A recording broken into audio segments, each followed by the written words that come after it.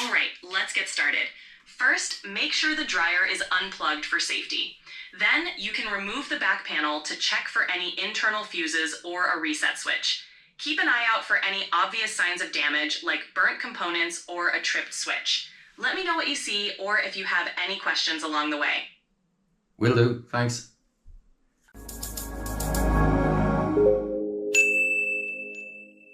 So I've got a Hoover Dryer and I'm going to repair it, and guess who's helping me? ChatGPT. So we're going to see how this goes. ChatGPT is going to talk me through it. We're going to see what happens. For me, very strange, because it seems like, well, there is someone else in the room. It's a slightly bizarre feeling, but throughout the video, ChatGPT is listening and going to be taking part. Happy days. Now, I checked to see if there is a appliance engineer that could call out, and I can, of course. So if I manage to fix this with ChatGPT, that could save me potentially between £130 to £180 call out fee, or yeah, £180 call out fee to repair it plus parts.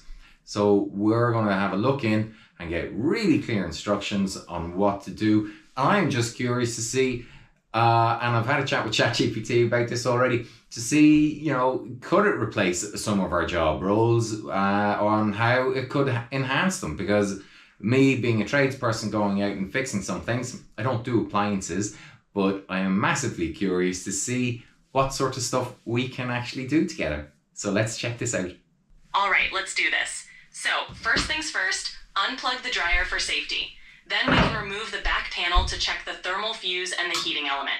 Look for any obvious signs of damage like burnt marks or broken wires. If you spot the thermal fuse, you can test it with a multimeter to see if it's blown. If it's faulty, replacing it should get your dryer running again. We'll go step by step, and I'll be right here if you need any clarification. That's great so far. You were telling me earlier as well to check that it's unplugged, that I'm not standing in any water. You gave me about 3 points to check for safety, and they were really useful. Absolutely. Safety first. Always double check that it's unplugged, make sure you're not standing in any water or damp area, and wear protective gloves if possible. Also, keep a good light source handy so you can see everything clearly. With those precautions in place, you'll be all set to dive in and get that dryer back in action. So, ChatGPT, you've also got a camera on there. What if I sent you a picture of the back of this machine? Can I do that? Would that be helpful? Absolutely. If you send me a picture or show me the back of the machine, I can help identify components and guide you more precisely.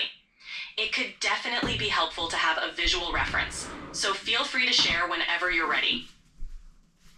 Okay, great. Okay, let me get a picture of this. Where are we at? I sent a picture to ChatGPT. There, yeah, sent you the picture. So that's the back of this Hoover. It's a Hoover appliance. It's the Hoover appliance, but it's actually a tumble dryer. Got it. Thanks for the picture. So on the back of this dryer, you can see that metal panel covering the heating element and the thermal fuse area. You'll want to carefully remove those screws holding the panel in place. Once you take that panel off, you should see the thermal fuse and heating element assembly inside. Okay, I'm just moving the camera so we can see this. So the GoPro's there as well. We've got that. Let me get my screwdriver and start taking a bit of this off. This is a way smaller panel than I was expecting. At least the floor is dry and clean for me now. I'm probably in the way of the camera. I'm not moving this too far out because I'm just telling the video ChatGPT. Right, so I'm not moving this too far out. There's my power source, and this tube here is for the water to go out. So I don't actually want to pull that out because I don't want to disconnect anything. So thankfully this is quite an easy appliance to actually take out. Okay, let's start unscrewing. ChatGPT, I'm really sorry, I was slightly distracted. Should I take off that metal panel on the back? Yes, go ahead and remove that metal panel. It's usually just a few screws, and it'll give you access to the components inside. Once it's off, you should be able to see the heating element and the thermal fuse. Just be mindful of any connected wires and remember their positions for reassembly. You're doing great.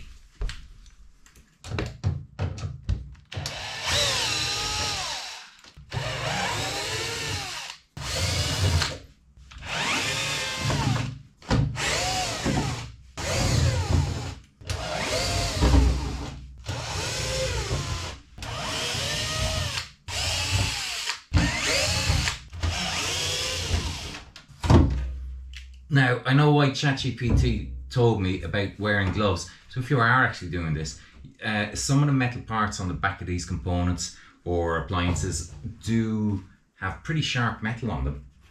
Okay, so I'm taking that out and I'm going to get ChatGPT to have another look at this. I'll send it another picture because this isn't what I was expecting, and I don't see any parts on here that I would expect that are easy switches. So I think we'll have to actually look elsewhere. But I'll show ChatGPT and we'll see what. All right, let's take a look. Once I see the new photo, I can help you identify what's what and figure out the next steps. I can see it. Thanks for the photo. So it looks like you've got the heating element exposed. The thermal fuse and the thermostats are typically the small components with wires connected to them on top of that assembly. You can check these with a multimeter to see if there's continuity. If any of them are blown, they'll need to be replaced. Also, check for any loose or burnt wires around that area. Let me know if you spot anything unusual or need help figuring out what's what. Okay, so none of the wires are burnt. They all look pretty neat, and I don't have a multimeter or anything else to check these, and I don't think they're going to easily remove. So I'm wondering, will I take off this next panel and just be nosy and have a look in there?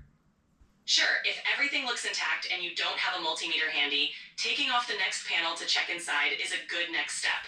Sometimes the thermal fuse or other components are located deeper inside near the blower housing. Just proceed carefully and we'll keep an eye out for anything unusual. Let's see what we find behind that panel.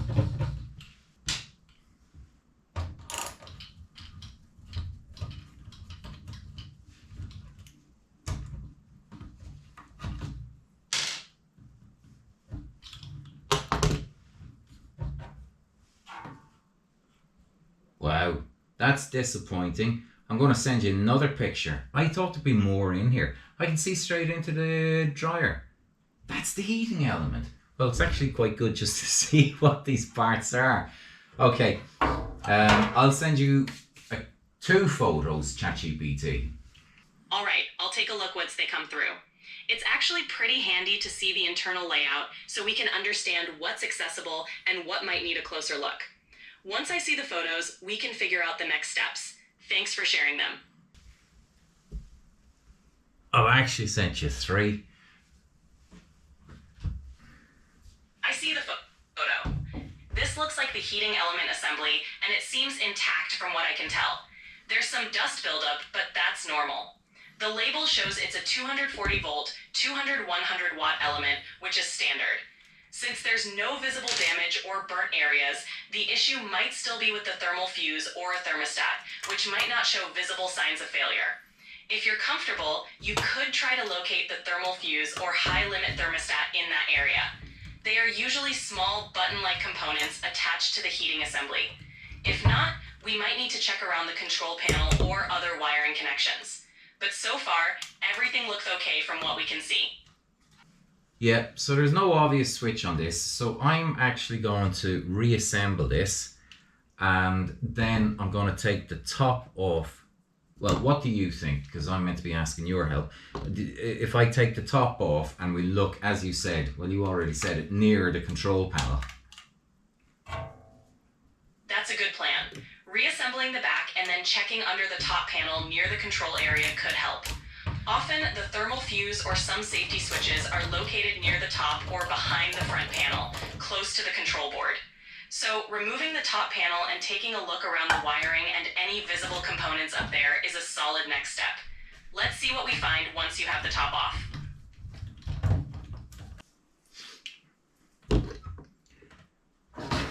So I'm putting this heating element back on, And when I'm putting it back on, it's got a little clip in there, so I need to make sure that that's clipped in there properly.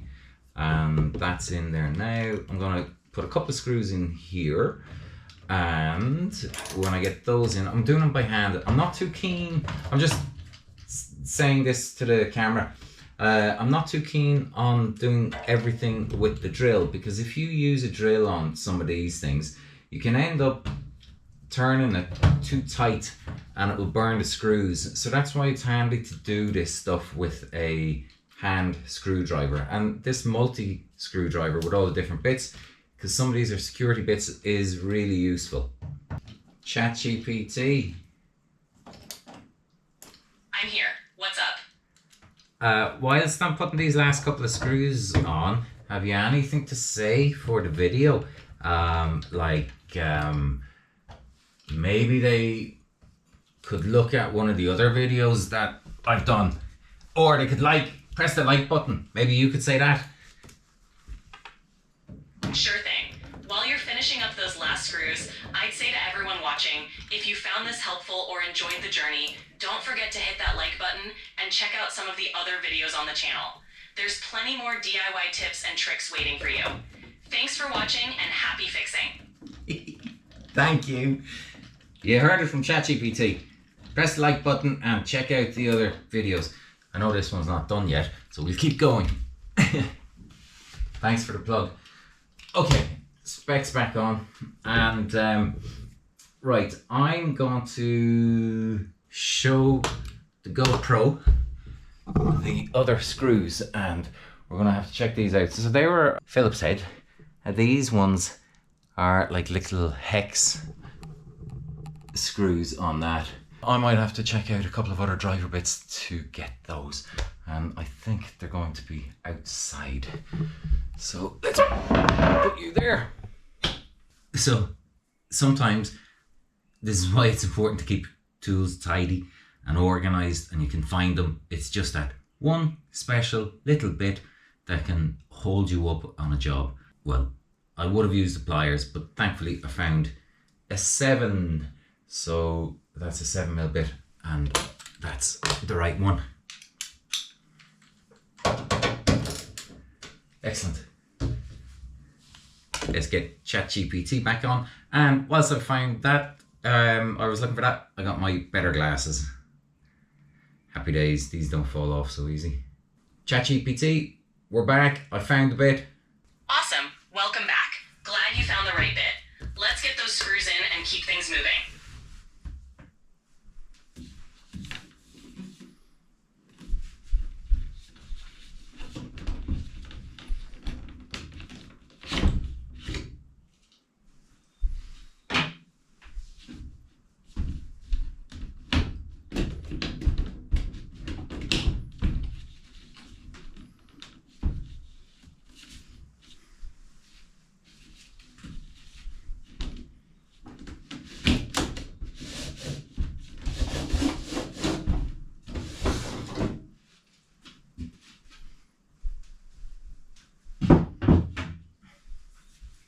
The inside of these components is so much cleaner and fewer parts than what they used to be.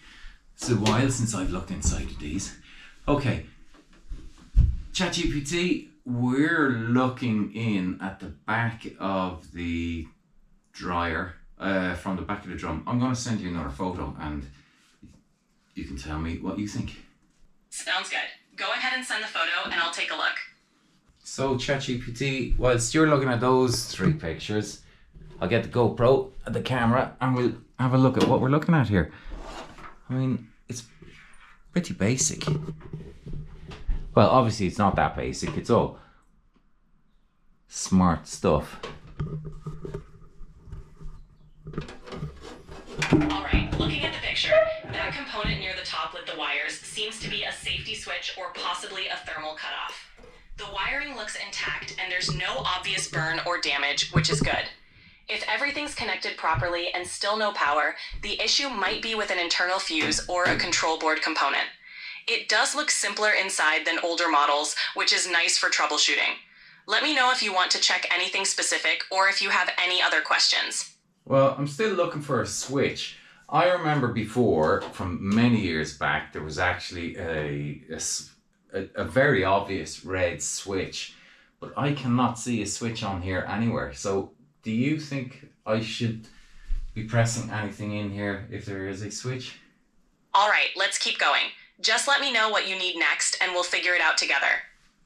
Okay, ChatGPT, I, at this point, am out of ideas. I can't see an obvious switch. There's a little bit of writing. That's just, just about the candy Hoover. Well, we gave it a good shot. I don't think we've actually sorted it. I'm gonna put it back together, plug it in, see if we have. What are your thoughts? You've definitely done a thorough job checking the main components. If everything is back together and there's no obvious issue, testing it again after reassembling is a good idea. If it still doesn't power up, it might be worth having a professional look at the internal fuses or the control board. But you've done a great job troubleshooting so far, and sometimes just reseating everything can make a difference. Let's hope it powers right up.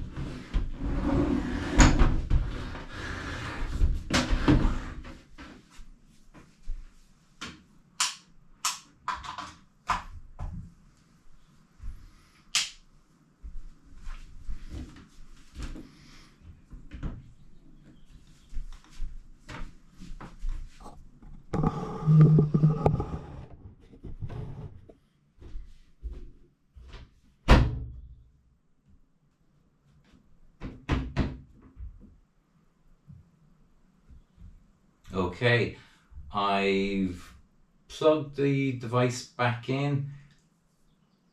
There's power coming to it. I've shut the door, turning it on to a program, and we're still dead as can be. Well, I'm a little disappointed. I thought it's worth trying and seeing what we could have done on this. I'm glad to have had a look in. It's definitely not working and we couldn't find a switch on it. But I thoroughly enjoyed it working through with ChatGPT. Definitely gave me some help. ChatGPT, what are your thoughts?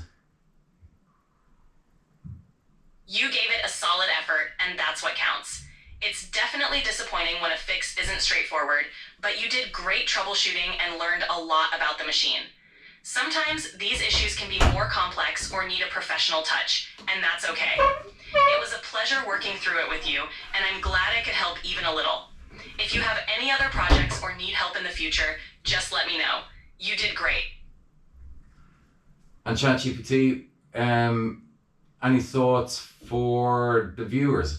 I guess it sometimes you actually can't sort things out. So we haven't done the appliance repair person out of a job just yet. Absolutely. For the viewers out there, sometimes a DIY fix doesn't pan out, and that's perfectly fine. It's all part of the learning process. Plus, it's a reminder of the value that professional repair technicians bring. So don't be discouraged. Every attempt is a step forward in understanding how things work. And hey, we're all in this together, learning and growing with each project. That's great, thanks.